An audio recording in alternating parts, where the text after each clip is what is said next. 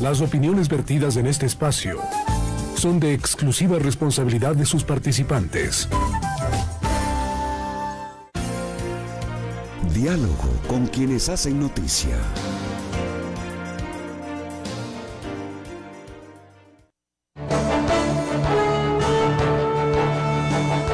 De la mañana, 11 minutos, una hora menos en Galápagos. Gracias por sintonizar Ecuador Radio, noticiero líder a través de Radio Quito, Platinum FM. Gracias por estar con nosotros en las provincias de Guayas, Pichincha, Azuay, Tungurahua, Cotopaxi, en la provincia del Carchi, también en el sur de Colombia y a través de nuestras plataformas en todo el mundo. Queremos dialogar ahora con Bernardo Orellana, viceministro de Economía. Y es fundamental la reactivación económica. Si el gobierno nacional, por mandato popular, se planteó dar más empleo, la reactivación económica ha de ser vital, urgente para que eso ocurra. Y en esa medida envió el presidente un proyecto urgente ante la Asamblea Nacional que la Asamblea ha decidido, el Consejo de Administración, no la Asamblea, ha decidido devolver. ¿Cuál es la situación económica del país? ¿Por qué a través de una ley urgente como esta el gobierno nacional piensa que se puede reactivar la economía? ¿Qué hacer con todo el sistema impositivo? Algunos de los temas que plantearemos al señor viceministro de Economía, a quien agradecemos por estar con nosotros. Muy buenos días, el país le escucha. Hola Gonzalo, buenos días y buenos días a toda la audiencia. Bueno, ¿qué tan importante es que haya una ley de oportunidades con los ejes que planteó el gobierno, con una materia única para la generación de empleo, pero desde luego con diferentes aristas en el tema tributario, en el tema de la generación de confianza para la inversión, en fin? Por favor, señor viceministro. Por supuesto, muchas gracias por el espacio. A ver, lo primero que hay que pensar es que esta ley es una ley de oportunidades y nosotros debemos como una oportunidad para la reactivación en el empleo, la reactivación en la inversión y el equilibrio en las finanzas públicas. Hay que entender la economía que siempre va a tener estos tres grandes actores que son el empleado, que necesita tener un régimen que sea más formal. 7 de cada 10 empleados viven en informalidad y eso, digamos, tenemos que cambiarlo, pero no va a haber más empleo si es que no tenemos más inversión. ¿Qué quiere decir eso? Que las empresas pongan más plata en sus negocios, puedan contratar más gente, puedan incrementar las ventas, etcétera. Pero las empresas tampoco van a poner más plata en sus negocios si es que no existe condiciones macroeconómicas favorables, dado que el Estado no tiene un equilibrio en sus finanzas públicas. Es decir, un Estado que de una u otra forma siempre está en duda si es que puede pagar sus deudas y que de alguna forma, haciendo un símil a lo que puede pasar con una persona muy endeudada, ha estado básicamente pagando una tarjeta con otra tarjeta. Entonces necesitamos una oportunidad para la reactivación de empleo, de inversión y un equilibrio en las finanzas públicas. Ese es el hilo conductor. La economía en general no se le puede ver de una forma aislada, digamos, son como 3 patas en una mesa y necesitamos pensarle en esas 3 patas. Sin cualquiera de esas patas la mesa no se puede parar. Estamos dialogando con el viceministro de Economía, Bernardo Orellana. Hemos reflexionado todos estos días y hemos dicho, aquí a veces desagregamos lo social y lo económico. Lo social, el trabajo, lo económico, la reactivación. Yo creo que son 2 elementos, lo socioeconómico, que son uno en sí mismo, porque están íntimamente ligados. Si hay trabajo, hay recursos, se dinamiza la economía, se mueve todo. Si no hay trabajo, todo lo contrario. La gente pierde autoestima, pierde la posibilidad de educar a sus hijos. Es decir, esa conexión es íntima entre lo social y lo económico. Por favor, quisiera que nos dé su criterio al respecto. Por supuesto. A ver, la reforma, o más bien dicho, la ley, creo que hay que verle con varios matices. Entonces, lo primero es, hay que verle que hay una baja de impuestos en realidad. Hay una baja de impuestos, claro, y una simplificación de algunos regímenes. Ciertamente existe una colaboración temporal de alrededor del 3% de los trabajadores a los cuales le estamos pidiendo, digamos, una colaboración temporal. Pero hay que verle en un matiz de que nosotros necesitamos equilibrar las finanzas públicas y heredamos un déficit al 2020 de 7.000 millones y que queremos llevarlo a cero hacia el fin del gobierno. Si uno se pone a ver todo ese esfuerzo, va a venir mayormente en 3/4 partes de una reducción del tamaño del Estado con relación a la economía.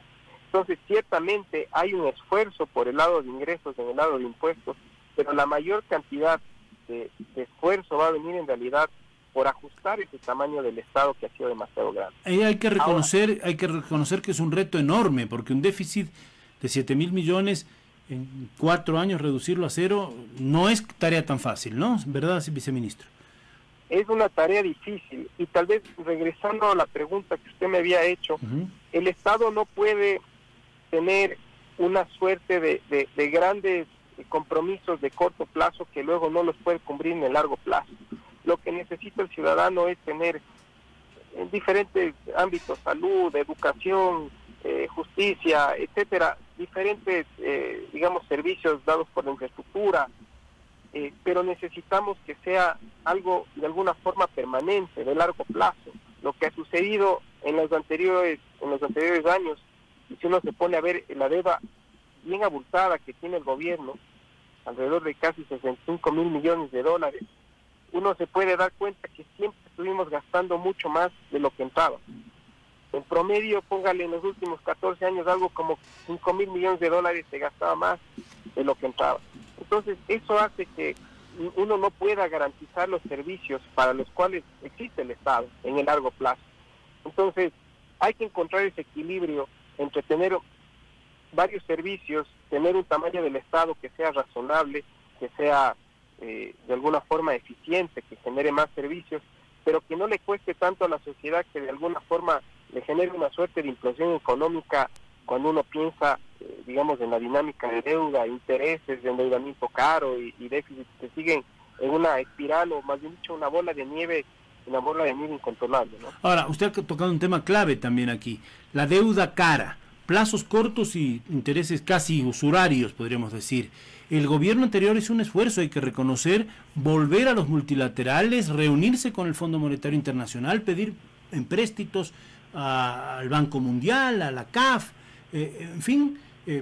al BID, con tasas mucho más bajas y plazos más largos, lo cual hace pagable la deuda, porque la deuda cara nos pueden dar el dinero, pero nos dejan condenados para, no sé si decir para toda la vida, pero por largo plazo. Entonces yo creo que este es un valor importante y un momento también importante que hay que tomar en cuenta, y a veces la gente siempre tiene esta idea fija de que el Fondo Monetario es un ente perverso. No, el Ecuador es fundador del Fondo Monetario Internacional, somos parte de él.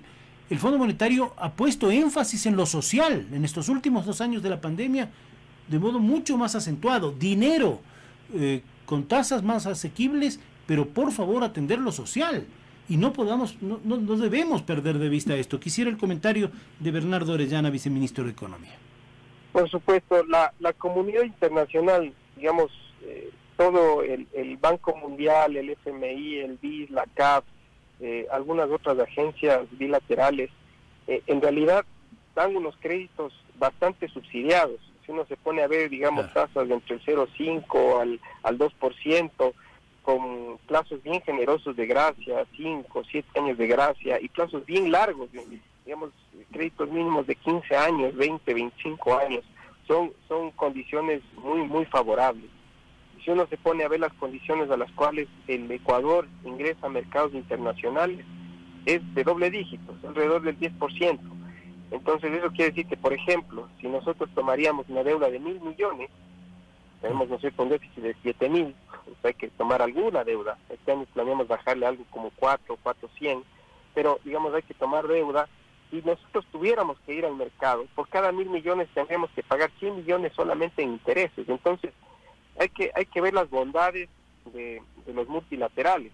Claro, Ahora hay que tener las finanzas públicas equilibradas. Nosotros hemos marcado el paso también a los multilaterales, tenemos un plan bien claro de qué es lo que queremos hacer, cómo queremos consolidar las finanzas del Estado, pero no solamente, como le decía, viene por el lado de impuestos, también hemos hecho un gran esfuerzo con lo que ya hay, es decir, cero tolerancia a la evasión, cero tolerancia a, por ejemplo, corrupción en términos de compras públicas, y ahí creemos que podemos hacer unos avances enormes. Pero usted sabe también que hay personas o personas naturales o empresas que dicen, vamos a litigar con el SRI, estamos en litigios larguísimos, casi eternos, y no terminan pagando aquello que deben, ¿no? O por supuesto, se patea la deuda, como se dice popularmente. A ver, solamente este año hemos recuperado o vamos a recuperar, estamos proyectando entre 400 y 500 millones de deudas pendientes que tiene el SRI. Hemos creado una unidad de grandes contribuyentes y esto significa básicamente que tenemos como unos auditores especializados en empresas un poco más sofisticadas que generalmente son los más grandes contribuyentes. Hemos hecho también un intercambio de información, un poco para ver gente que tal vez tiene ciertas estructuras y evade o elude impuestos con ciertas estructuras sofisticadas afuera. Entonces, digamos, estamos yendo por ese lado. Ahora, en la ley también tuvimos una buena idea que funciona ya bien en otros países. Los litigios tienden a ser muy, muy largos. Sí. Muy, muy largos. Y digamos, por más que se vayan creciendo, digamos, con los intereses que cada vez se van haciendo más y más abultados, a veces es mejor para el Estado que se pueda resolver con un cierto descuento, teniendo en cuenta que sea, digamos, en términos de valor presente, es decir, todo lo que cobraría puesto en dólares actuales, hacer un descuento y más bien resolver las deudas rápidamente y evitarnos, digamos, es mejor cobrar ahorita, digamos, 100, 200 millones, lo que sea que se tenga en juicios, que esperarse muchísimos años y terminar cobrando un poco más. Entonces, digamos, eso también ha sido una innovación que se planteó en la reforma. Pero como le digo, hay varias cosas que creo que son muy positivas y que más bien son simplificadoras. Vamos a hablar un poquito de eso en cuanto al ámbito tributario. No quiero descuidar que usted comente el desembolso del Fondo Monetario Internacional de $800 millones que ya se efectivizó como parte de ese compromiso. Entiendo yo que esto significa que el Fondo Monetario Internacional ve que el Ecuador está haciendo bien las cosas, y eso no me gusta a mí, eso de decir hacer bien los deberes o esas cosas, pero que el Ecuador hace las cosas, que cumple, que es serio, y viene el dinero, y el dinero se requiere para atenuar ese déficit fiscal enorme que usted nos ha dicho, ¿no? Definitivamente. El 4 de octubre, en específico, recibimos 802 millones del programa del servicio ampliado, que se llama, digamos, un crédito de largo plazo, que da el Fondo Monetario. Claro, esto es aparte de los derechos especiales de giro que ya recibimos hace 3 semanas, un mes, claro. Derechos especiales de giro que era alrededor de 950 millones. Que ese es, y que es un fondo repartido a todos los países, sí. El derecho especial de giro era como una suerte de moneda que se creó al comienzo de los 70 porque, digamos, no tenía suficiente oro, no había oro físico. Suficiente oro, entonces se creó una moneda propia del Banco Mundial como moneda de reserva. Entonces eso fue como una suerte de donación. Pero aparte de eso recibimos, digamos, esos 950 y ahora estos 802 millones del 4 de octubre, entonces casi 1.800 millones solo de ese lado. Con todo hemos recibido un total de 4.800 millones de los 6.500 millones que fue el préstamo que se negoció inicialmente. Nos falta que recibir 700 millones en diciembre y 1.000 millones en el 2022. Entonces todavía faltan de ese crédito de los 6.500, 1.700 millones. Entonces, ahora, la sola recepción, ¿podemos traducirla en una palabra? ¿Confianza al Ecuador? Confianza. El 30 de septiembre se trató esto en el directorio del Fondo Monetario y nosotros lo que hemos visto es que el plan que presentó el gobierno para el Fondo Monetario le ven como un programa creíble, un programa sobre todo sostenible, que se pueda pagar en el largo plazo, que es también algo que nos conviene a nosotros. Nosotros no podemos seguir, como le decía, pagando la tarjeta con otra tarjeta, que era un poco la suerte de dinámica que estaba pasando con las finanzas públicas. Ya. En materia tributaria ha habido algunas críticas al proyecto urgente, diciendo se está cargando a la clase media. Una persona que gana, digamos, $2.000 al mes, $24.000 al año, tampoco es que esté en el, y hay algunos economistas que dicen que sí, que está en el quintil o en el decil más alto de toda la población.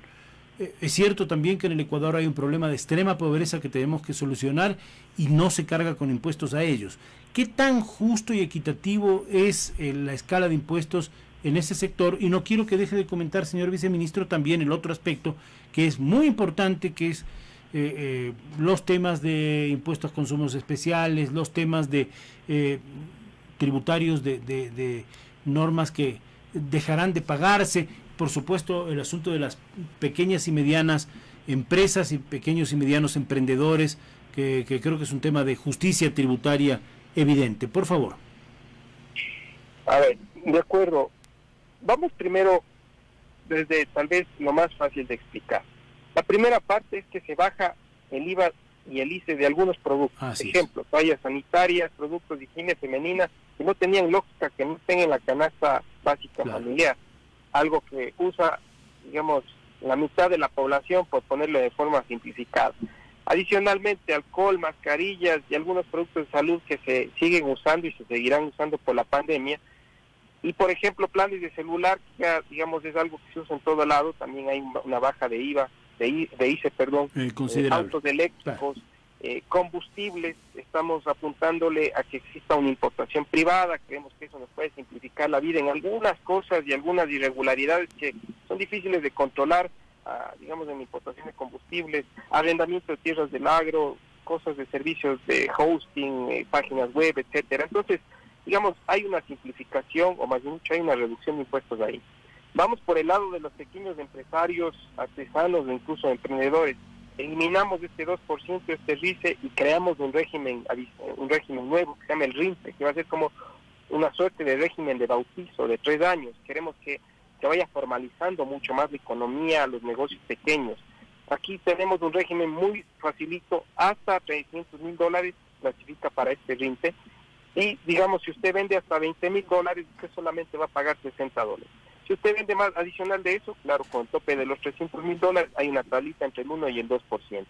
Entonces, digamos, estamos tratando de facilitarle la vida a la mayoría, en este caso, a la mayoría de empresas que son pequeñitas o digamos, de emprendedores.